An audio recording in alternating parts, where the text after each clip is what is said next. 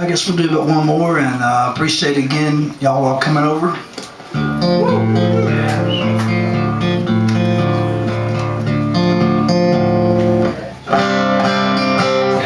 So,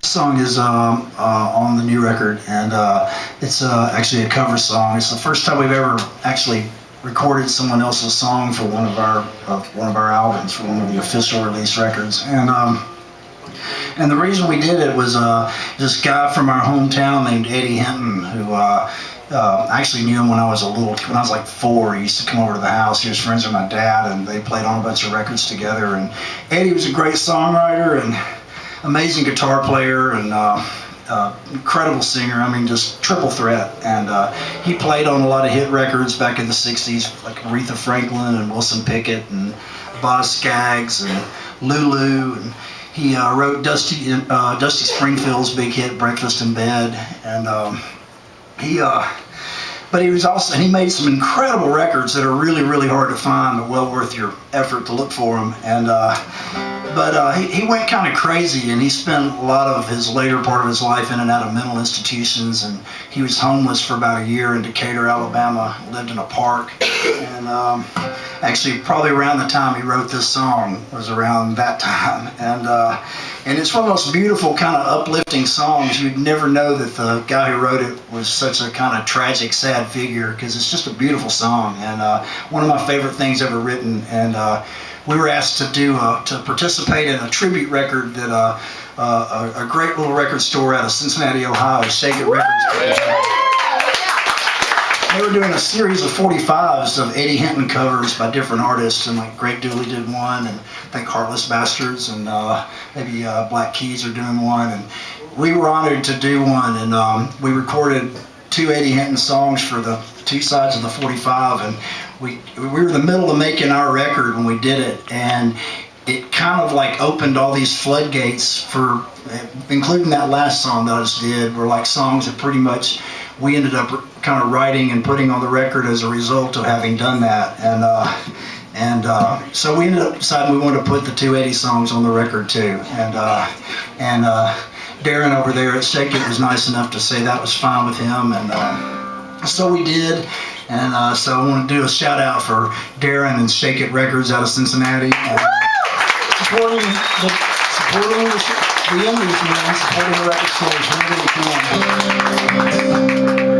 So we put this song on the record, and it ended up becoming the damn single. So what do you know? I'm not going to hold my breath, but it'd be awfully ironic if Eddie Hinton had him a hit single after all these years. So this song's called "Everybody Needs Love."